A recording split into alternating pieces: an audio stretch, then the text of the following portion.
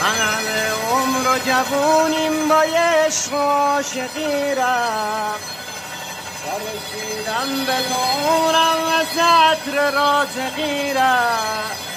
دل من تو این جزیره واسه هر دلی پناه بود، تو جزیره لب ساحل چشم راه قایقی رفت. دیگه حوصله ندارم، خستم خسته روی کتفم جای زخم و دلم از همه شکسته. اگه آهم سینه سوزه یا که حرفم پر درده، پشت این همه ترانه عاشقی چله نشسته.